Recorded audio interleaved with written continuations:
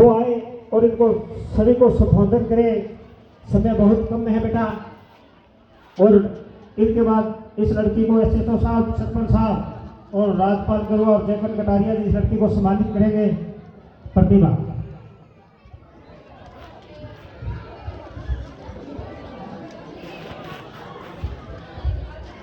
माननीय मुख्य अतिथि व उपस्थित सभी महानुभावगण, आप सभी के समक्ष मेरे विचारों को व्यक्त करने का अवसर मिला मेरे लिए अत्यंत ही गौरव एवं सम्मान का विषय है। मैं गांव रिसालिया खेड़ा की निवासी हूँ। मेरा नाम प्रतिभा जाम है। मैं उस देश की बेटी हूँ जहाँ महान सम्राट अशोक जैसा राजा था। मैं उस देश की बेटी हूँ जहाँ महात्मा ज्योतिबा फूले और सावित्रीबाई फूले जैसे महापुरुषों ने शिक्षा की जोत जलाई और महिलाओं के लिए प्रथम स्कूल खोलने का काम किया। मैं उस देश की बेटी हूँ जहाँ जीरो संसाधन होने के बावजूद भी एकलव्य जैसा वीर योद्धा एक सर्वश्रेष्ठ धनुर्धर बना। मैं उस देश की बेटी हूँ जहाँ बिरसा मुंडा जैसे आदिवासी शेर ने इस देश के जंगलों को बचाने के लिए उन फिरंगियों के दांत खट्टे कर दिए थे। मैं उस देश की बेटी हूँ जहाँ एक क्लासरूम के बाहर बैठकर पढ़ने वाले इंसान ने इस दुनिया के संविधानों का निचोड़ निकाल इस देश के हाथों में एक अद्भुत विशालकाय लिखित रूपी संविधान को सौंप दिया था। आजादी। आजादी का असली मतलब वही समझ सकता है जिसने कभी गुलामी की हो। हम बड़े सौभाग्यशाली हैं जो हमने इस स्वतंत्र व संवैधानिक भारत में जन्म लिया। आजादी के पूर्व देशभक्ति के मायने कुछ और हुआ करते थे, आजादी के बाद कुछ और हुआ करते हैं। मैं नहीं मानती कि 52 सेकंड के राष्ट्रगान में खड़े हो जाना या वंदे मातरम भारत माता की जय के जोरों शोरों से नारे लगाना ही देशभक्ति है। नहीं, राष्ट्रवाद से भी ऊपर उठकर जो भाव मन में आता है वो है देशभक्ति। अधिकारों के पूर्व कर्तव्य परायणता का भाव मन में आना है देशभक्ति। धन की लोभियता को पछाड़कर ईमानदारी से किया गया हर काम है देशभक्ति। हमारा यह देश पहले ही शहीदों के लहू से सिंचित किया जा चुका है। अब इसे सरहदों पर बहते खून की नहीं बल्कि हर एक नागरिक की नसों में बहते खून की आवश्यकता है। इसे आवश्यकता है एक नए पौधे की जो भले ही बलिदान न हो लेकिन उसका एक एक फल, एक एक फूल इस देश के चरणों में अर्पित हो। यही कल्पना और यही संकल्पना का नाम है देशभक्ति। और यूं कहा जा सकता है कि राष्ट्र निर्माण का पहला सोपान है देशभक्ति और हर एक देशद्रोही के जीवन में आने वाला हर एक तूफान है देशभक्ति, ताकि हर एक देशद्रोही ये समझ सके कि अगर तू परिंदा है तो ये आसमान तेरा है, अगर तू दरिंदा है तो ये शमशान तेरा है। भाईचारे से रहना है तो रहे इस जमीन पर, वरना ये कब्र भी तेरी है और यही कब्रिस्तान तेरा है और यही कब्रिस्तान तेरा है।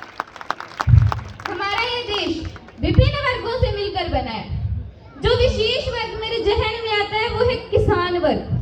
वही किसान जिसके कच्चे घर की छत दबकती है लेकिन वो फिर भी बारिश की दुआ करता है। वही किसान जिसकी जमीन में फसलों की जगह भूख उगती है और जब जब उस किसान की जमीन में भूख उगने लगी है तब तब उस किसान ने शहर में जाकर नौकरी करी है। ये बात चिंता की नहीं बल्कि चिंतन का विषय है कि जो रास्ता गांव से शहर की ओर रोजगार हेतु जा सकता है वही रास्ता शहर से गांव की ओर विकास हेतु क्यों नहीं आ सकता। हमारा दूसरा विशेष वर्ग है युवा वर्ग। वही युवा जिसने अपनी पीठ पर लाद कर लानी थी अतीत की उपलब्धियां। वही युवा जिसने वर्तमान की कोड़ देनी थी अकुंठा। वही युवा जिसके कंधों पर थी जिम्मेवारी राष्ट्र निर्माण और अपने समाज की आशाओं को जोड़कर रखने की।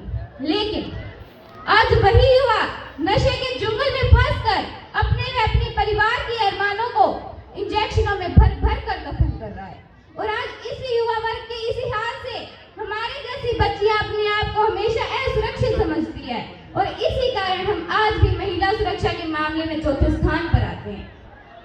हम एक ऐसे समाज में जीते हैं जहां पत्थर की मूरत को लगते हैं 56 भोग, जहां पत्थर की मूरत को लगते हैं 56 भोग और भूखे नंगे तड़पते सो जाते हैं लोग, भूखे नंगे तड़पते सो जाते हैं लोग। किसी ने क्या खूब कहा है कि जिस देश के लोग भूख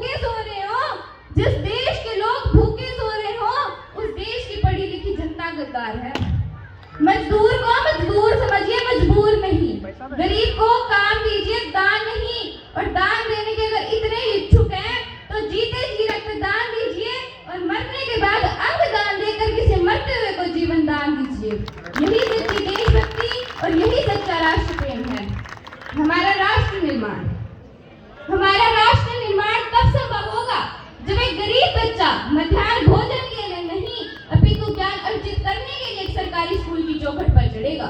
जब बड़े बड़े सपने देखने के लिए भरी भरी जेबों की आवश्यकता नहीं होगी, जब राष्ट्र का उदय और अस्त दोनों ही शिक्षा के हाथों में होगा, जब एक शिक्षक वेतन के लिए नहीं अपितु बच्चों को ज्ञान और मार्गदर्शन देने के लिए स्कूल में आएगा। और उसके बाद अगर मैं बात करना चाहूँ हमारे देश की शिक्षा प्रणाली की, तो जब हमें एक अच्छे अभियंता की आवश्यकता थी तब हमने इंडियन इंस्टीट्यूट ऑफ टेक्नोलॉजी का गठन किया। जब हमें एक अच्छे डॉक्टर की आवश्यकता थी तब हमने एम्स का गठन किया। लेकिन जब हमें सदियों से एक अच्छे राजनेता की आवश्यकता है तो हमने अब तक इंडियन इंस्टीट्यूट ऑफ पॉलिटिक्स का गठन क्यों नहीं किया? जैसे हमारे प्राण बचाने के लिए एक अच्छे डॉक्टर की आवश्यकता होती है, उसी तरह हमारे देश के प्राण, इस देश के संविधान की सेहत को हम किसी अयोग्य के हाथों में कैसे सौंप सकते हैं? मुझे राजनीति से परहेज नहीं, राज करने की नीति से ऐतराज है। चुना हुआ उम्मीदवार जनता का राजा नहीं बल्कि जनता का सेवक होता है, जो जनता की हर एक समस्या का समाधान कर सके।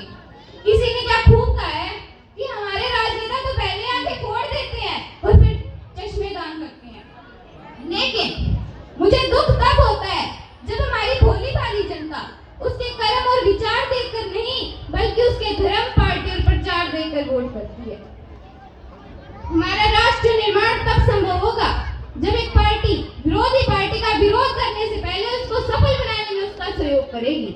जब संसद में लड़कर नहीं बल्कि नीतियों को समझकर फैसले लिए जाएंगे। जब राजनीति को खेल और खेल में राजनीति नहीं देखी जाएगी। लोकतंत्र की आत्मा कहा जाने वाला मीडिया, समाचार और अखबार लोकतंत्र को इन्हीं आंखों से देखा, समझा और परखा जाएगा। लेकिन मुझे अफसोस तब होता है जब एक विशेष मुद्दा, चाहे कि चुस्की के साथ शुरू तो होता है लेकिन अगले दिन पुराना अखबार हो जाता है, और एक विशेष मुद्दे की डेडलाइन हो जाती है और एक चर्चित व्यक्ति की तो छींक भी हेडलाइन हो जाती है। हम एक ऐसे समाज में जी रहे हैं जहां हम समझ नहीं पाते कि हम गंगा को पूजित कर रहे हैं या प्रदूषित कर रहे हैं। याद रखना, हमारा राष्ट्र धर्म एक ही बात कहता है कि वो तुम्हें हिंदू कहेंगे, वो तुम्हें मुस्लिम कहेंगे, लेकिन तुम्हें भारतीय होने पर अडिग रहना होगा। हमारा राष्ट्र निर्माण तब संभव होगा जब एक दिए से मंदिर में नहीं अपितु हर घर में ज्ञान की रोशनी फैल पाएगी। जब चद्दर केवल मस्जिद में नहीं हर सर्द बदन को उड़ाई जाएगी। जब शांति केवल चर्च में नहीं दो भाइयों के बीच में नजर आएगी। भ्रष्टाचार और काला धन हमारे देश का प्रमुख मुद्दा है। एक ऐसी उपलब्धि है जनाब जहां इंसान तो ऊपर चढ़ जाता है लेकिन इंसानियत हमेशा चोट खाती है। हमारे देश में एक प्याऊ घर में एक गिलास को भी चैन से बांध कर रखा जाता है, लेकिन सरकारी नलों की तो टूटियां चुरा ली जाती है। तो इस बात की क्या प्रमाणिकता है कि डॉक्टर B.R. अम्बेडकर द्वारा स्थापित इस लोकतंत्र और भारतीय संविधान की चोरी नहीं होगी। हमारा राष्ट्र निर्माण तब तक संभव नहीं हो पाएगा जब तक इस देश का नागरिक चरित्र रूप से भ्रष्ट, मानसिक रूप से दिवालिया, धार्मिक रूप से अंधा, राजनीतिक रूप से गंदा और इस अखंड भारत को खंड खंड करता रहेगा। हमें बड़ी बड़ी बातें नहीं, छोटी छोटी कोशिशें करनी होगी, क्योंकि ठोकरें हमें पहाड़ों से नहीं पत्थरों से लगा करती है। अंततः अपनी वाणी को विराम देते हुए बस इतना ही कहना चाहूंगी कि संसाधनों का सेतु बनाकर इस देश को विकास दिलाना चाहती हूँ। हाँ, मैं राष्ट्र निर्माण कराना चाहती हूँ। घर आई उस नवी नवेली दुल्हन को सावित्रीबाई फूले के समान दर्जा दिलाना चाहती हूँ। हाँ, मैं राष्ट्र निर्माण कराना चाहती हूँ। आरक्षण के इस दौर में बेटियों को उनकी मां के गर्भ में आरक्षण दिलवाना चाहती हूँ। हाँ, मैं राष्ट्र निर्माण कराना चाहती हूँ। जय भीम, जय भारत, जय संविधान।